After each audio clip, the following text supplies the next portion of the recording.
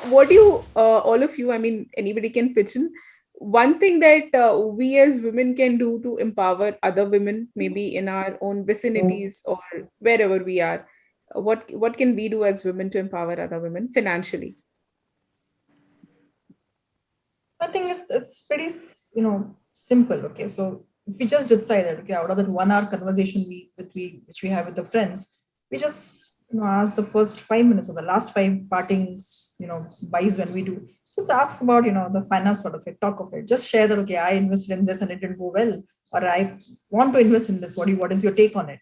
Okay, or probably, I just say, okay, I'm going to attend this seminar which is going to tell me more about mutual funds. Would you like to join? I'm going to attend something which is going to tell me more about insurance. What is it, do you think? I'm planning to take a term insurance from falana, company or bank. Do you think this is wiser, or do you think there's another better thing to do it? I think it is good that we open up and talk, because, this is where we learn from each other. And consciously, I think if each one of us, kind of decide, okay, that this is something which we need to get on to. Like we have learned everything else. This is what we should do. Each other, women has a lot of power. Okay, they have a beautiful, inspiring skills for each other. Right? We can just talk with each other and say, okay, let's learn together. Also, I think that is the best thing which we can do for each one of us. I think there are two things when we look at financial independence or there are two things. One is empowering women to get jobs. So, as women entrepreneurs, like as Chaika, we consciously make an effort to choose a woman over a man wherever we can. Like, I know it's a reverse bias, but we are doing that as a very conscious effort as a company.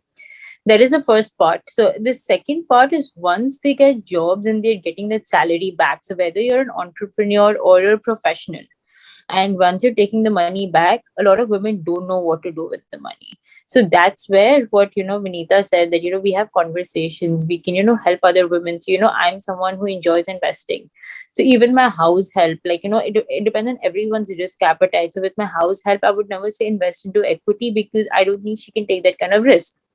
So with my house help also, I will keep telling her, put it in a bank, put it in a fixed deposit, save for, save into a PPF. But of course, like, for a friend, I would say, maybe put it into equity if you do have that risk appetite. So I think we have to work on both the dimensions, not just women who are earning, but provide them employment and then help them. I I think, will. yeah. Oh, no, please continue. Go ahead, Satakshi.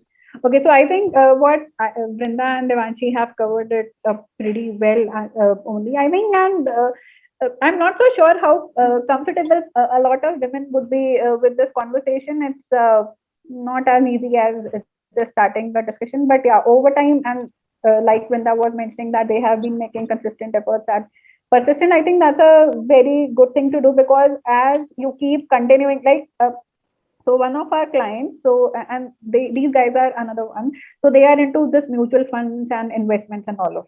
So this guy has a sister, and sometimes I feel that the sister knows more than the guy, because she has been so, even though she is a personality coach and investment coach and all of it, it's just that she takes so much interest in it. So I think the kind of conversations that the brands have been driving and like persistent and multiple have been doing, I think this thing will gradually even if we I mean, if this becomes a continuous discussion over time, people will, they'll by default have that inclination towards talking more about finances.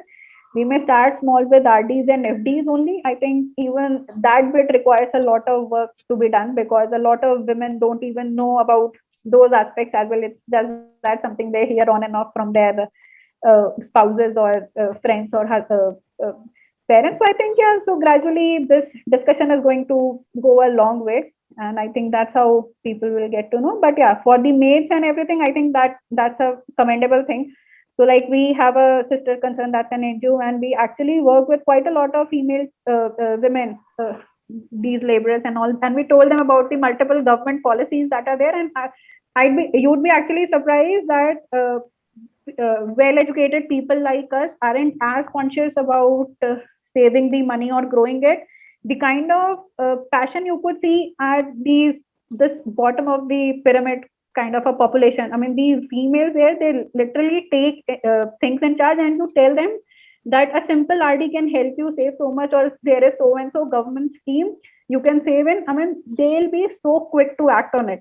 I think even if we make a slight difference there, probably a lot of change would come in there as well, because we keep talking about literacy at our levels, but that is at the majority population that India has, and probably that's where the difference would be easier to make than we can even envision. Yeah.